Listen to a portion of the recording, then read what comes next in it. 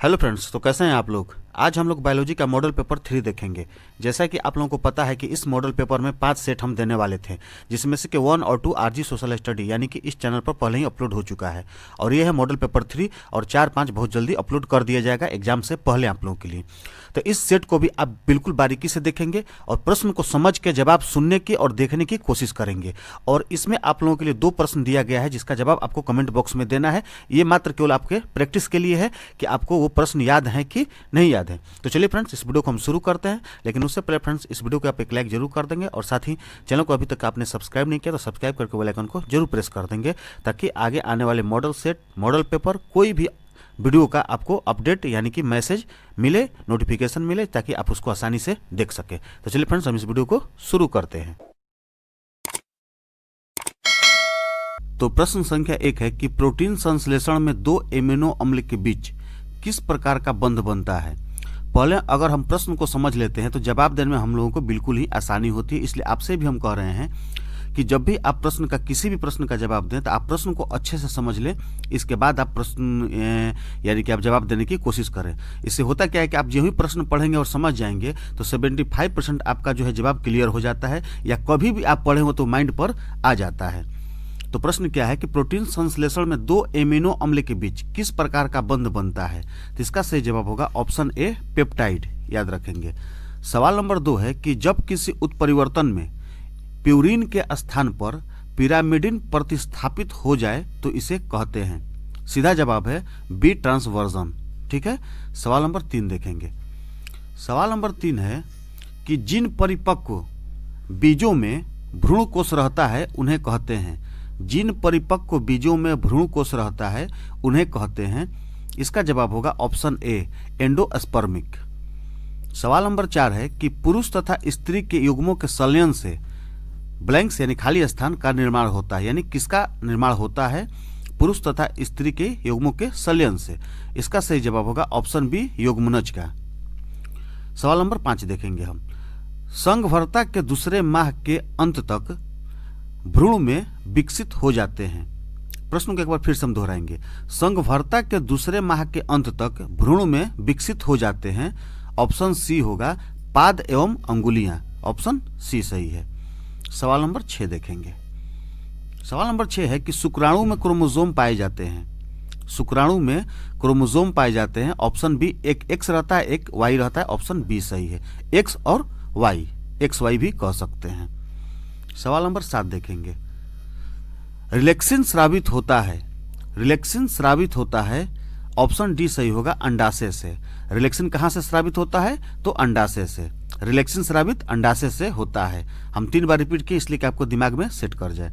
सवाल नंबर 8 है कि महिलाओं में शैल क्रिया द्वारा बंध्याकरण प्रक्रिया को कहते हैं। महिलाओं में शैल क्रिया द्वारा बंध्याकरण प्रक्रिया को कहते हैं। इसका जवाब होगा ऑप्शन ए, नलिका उच्छेदन। सवाल नंबर 9 है कि नर जर्मिनल कोशिका होती है। नर जर्मिनल कोशिका होती है। इसका जवाब होगा ऑप्शन ए, द्विगुणित। नर जर्मिनल कोशिका कैसी होती है? तो द्विगुणित। सवाल नंबर 10 और 11। सवाल नंबर 10 आप लोगों के वेरी वेरी इंपॉर्टेंट है एग्जाम के लिए, आप इसको याद रखेंगे। और सवाल नंबर 11 भी। सुजाक यानी कि जिसको हम गोनेरिया भी कहते हैं, एक प्रकार का रोग है। ये किससे होता है? ठीक है।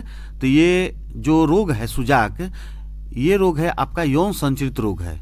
ठीक है, यौन संचरित रोग है सुजाक या गोनेरिया।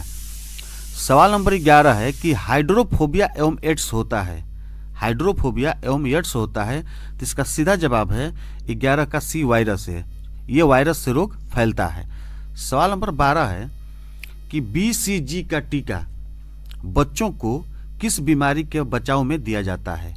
BCG का टीका बच्चों को किस बीमारी के बचाव में दिया जाता है। इसका सही जवाब होगा ऑप्शन बी, क्षय। यानी कि क्षय रोग में बच्चों को BCG का टीका दिया जाता है। सवाल नंबर 13 है कि निम्नलिखित में कौन सी गाय की नस्ल उच्च दुग्ध उत्पादक की है। यानी कि 4 ऑप्शन जो दिया हुआ है, डोरसेट, होलिस्टीन, पास्मीना, नेलोर, ये जो है गाय की नस्लें हैं। इन चारों नस्लों में से कौन ऐसी गाय की नस्ल है जिससे उच्च दुग्ध उत्पादक की है, यानी कि ज्यादा मात्रा में दूध उत्पन्न करती हैं, ज्यादा मात्रा में दूध देती हैं। तो इसका सही जवाब होगा ऑप्शन बी, होलिस्टीन। ठीक है। सवाल नंबर 14 है कि निम्न में से कौन सी मछली समुद्र में पाई जाती है। निम्न में से कौन सी मछली समुद्र में पाई जाती है। इसका सही जवाब होगा option D, Bombay duck. Clear है।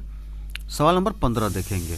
सवाल नंबर 15 है कि संकरण की पहचान किसके द्वारा की जाती है। संकरण की पहचान किसके द्वारा की जाती है। इसका सही जवाब होगा ऑप्शन बी, ऑटोरेडियोग्राफी। ऑटोरेडियोग्राफी द्वारा संकरण की पहचान की जाती है। सवाल नंबर 16 है कि जैव विकास में सबसे सुस्पष्ट इकाई को क्या कहते हैं। जैव विकास में सबसे सुस्पष्ट इकाई को क्या कहते हैं। इसका सही जवाब होगा ऑप्शन ए, जीव। एक बात आप लोगों को फ्रेंड्स हम क्लियर कर दें कि आरजी सोशल स्टडी यानी कि इस चैनल पर सभी चैप्टर के सभी ऑब्जेक्टिव उपलब्ध हैं। ठीक है, सभी सब्जेक्ट के। तो आप उसको जा करके एक बार प्ले लिस्ट में जाकर जरूर देखिएगा। बायोलॉजी के लगभग सभी चैप्टर उपलब्ध हैं, चैप्टर वाइज ऑब्जेक्टिव है। ठीक है, और ये मॉडल सेट 3 है, आपको पहले भी बता चुके हैं। तो आप 1, 2 भी जाकर के आरजी सोशल स्टडी के प्ले लिस्ट में देख सकते हैं। उसमें भी बहुत ही आसान शब्दों में ऑब्जेक्टिव को बताया गया और सभी ऑब्जेक्टिव उसमें भी वेरी वेरी इंपॉर्टेंट है। चलिए हम आगे देखते हैं। सवाल नंबर 17 है कि निम्नलिखित में कौन वन पारिस्थितिकी तंत्र का एक उत्पादक है। यानी कि जो 4 ऑप्शन दिया हुआ है, इन चारों ऑप्शन में कौन वन पारिस्थितिकी तंत्र का एक उत्पादक है। इसका सही जवाब होगा ऑप्शन सी, टेक्टोना। सवाल नंबर 18, मधुमक्खी पालन को कहते हैं, यानी कि जो मधुमक्खी पालन लोग करते हैं उसको क्या कहा जाता है। इसका सही जवाब होगा ऑप्शन ए, एपीकल्चर। मधुमक्खी पालन को क्या कहते हैं, एपीकल्चर। एपीकल्चर मधुमक्खी पालन को कहा जाता है, इसको याद रखेंगे। सवाल नंबर 19, कच्चे नारियल का दूधिया पानी है। कच्चे नारियल यानी कच्चा नारियल में जो दूधिया पानी होता है वो क्या है। तो इसका सही जवाब होगा ऑप्शन सी, द्रवित भ्रूण कोश। क्लियर है। सवाल नंबर 20 है कि नीलदेह सिंड्रोम किसके द्वारा होता है। नीलदेह सिंड्रोम किसके द्वारा होता है। इसका ऑप्शन डी सही होगा, मेथनोग्लोबिन। ठीक है, मेथनोग्लोबिन के द्वारा होता है। सवाल नंबर 21 है कि उत्तक संवर्धन में प्रकट होने वाली विभिन्नताएं हैं।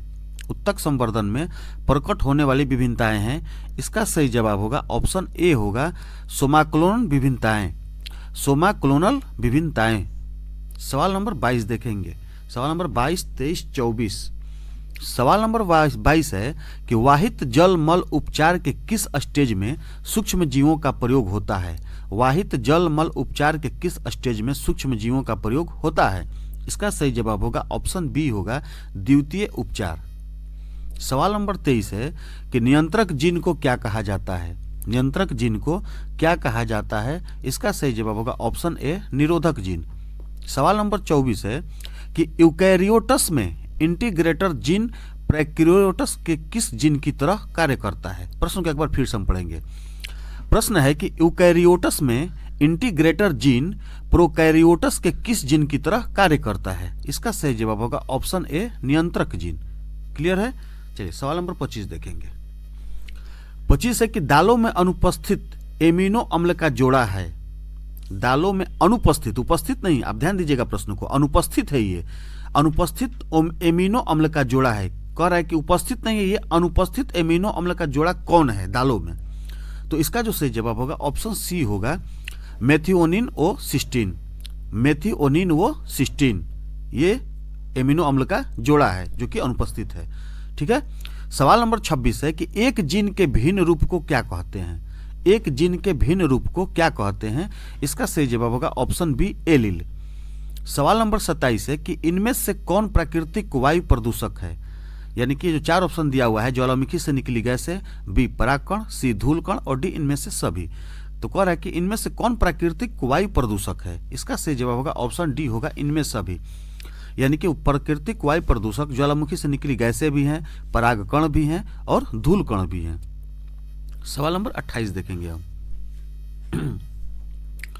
सवाल नंबर 28 है कि आणविक कैंची जो डीएनए को एक विशिष्ट जगह पर काटता है कहलाता है। इसका सही जवाब होगा ऑप्शन सी होगा, रेस्ट्रिक्शन इंडोन्यूक्लिएज। ठीक है, एक बार फिर से पढ़ लेते हैं हम, रेस्ट्रिक्शन इंडोन्यूक्लिएज। क्लियर है। सवाल नंबर 19, द्विव निषेचन प्रक्रिया की खोज किसने ज्ञात की गई। द्विव निषेचन प्रक्रिया की खोज किसने ज्ञात की। इसका सही जवाब होगा ऑप्शन डी, ए मीकी ने। क्लियर है। सवाल नंबर 30, इनमें से कौन चेन प्रारंभ कोडॉन है? इनमें से कौन चेन प्रारंभन कोडॉन है? इसका सही जवाब होगा ऑप्शन ए AUG। सवाल नंबर 31 और 32, DNA रेप्लिकेशन है। सवाल नंबर 31 है कि DNA रेप्लिकेशन है, इसका सही जवाब होगा ऑप्शन सी अर्ध संरक्षी अर्ध असंतत, अर्ध संरक्षी अर्ध असंतत, ऑप्शन सी सही है। सवाल नंबर 32 है कि निम्न में से कौन जनसंख्या नियंत्रण की जैविक विधि है? यानी कि 4 ऑप्शन जो दिया हुआ है, इनमें कौन ऑप्शन जो है जनसंख्या नियंत्रण की जैविक विधि है? इसका सही जवाब होगा ऑप्शन डी, इनमें सभी, यानी कि परिजीविता भी है, प्रीडेशन भी है और बीमारी भी है। सवाल नंबर 33, मिथानोजेंस निम्न में से क्या नहीं बनाते हैं? मिथानोजेंस निम्न में से क्या नहीं बनाते हैं? इसका सही जवाब होगा ऑप्शन ए ऑक्सीजन। सवाल नंबर 34, घन कंद का उदाहरण है? घन कंद का उदाहरण है कोलोकेसिया ओल, घन कंद का उदाहरण है। सवाल नंबर 35, पौधे में अर्धसूत्री विभाजन होता है? ऑप्शन डी सही है, एंथर में। सवाल नंबर 36, यूरेसिल किससे संबंधित है? यूरेसिल किससे संबंधित है? ऑप्शन ए RNA से। सवाल नंबर 37 का जवाब और सवाल नंबर 38 का जवाब, ठीक है, इसका जवाब आप हमें कमेंट बॉक्स में देंगे ताकि आपका भी कुछ प्रैक्टिस हो सके। ये 2 प्रश्न, मात्र 42 प्रश्नों में से मात्र 2 प्रश्न ये आपके लिए दिया जा रहा है। चलिए हम सवाल नंबर 39 देखेंगे। वैली सनेरिया के पुष्प हैं? वैली सनेरिया के पुष्प हैं, इसका सही जवाब होगा ऑप्शन सी होगा, जल परागित। क्लियर है। सवाल नंबर 40 है कि पादपों में एम्फीबियन उभय स्थानी किससे संबंधित है? तो इसका सही जवाब होगा ऑप्शन बी, ब्रायोफाइटस से। सवाल नंबर 41 है कि बी लिम्फोसाइट का निर्माण कहाँ होता है?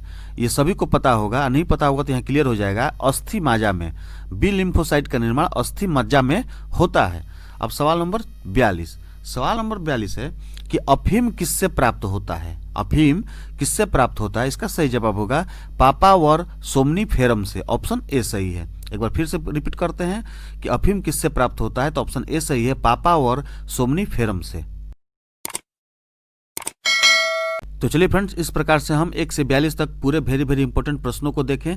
आप इसको एक बार और रीड कर जाइएगा ताकि आपको जेहन में बैठ जाए और बिल्कुल ही याद हो जाए। अगर आप मॉडल पेपर 1, 2 देखना चाहते हैं तो इस RG सोशल स्टडी के प्ले लिस्ट में जाए और वहाँ से मॉडल पेपर 1, 2 देख सकते हैं। मॉडल पेपर 4 जल्द अपलोड कर दिया जाएगा। आप लोगों को परीक्षा आते आते मॉडल पेपर 5 तक क्लियर करा दिया जाएगा।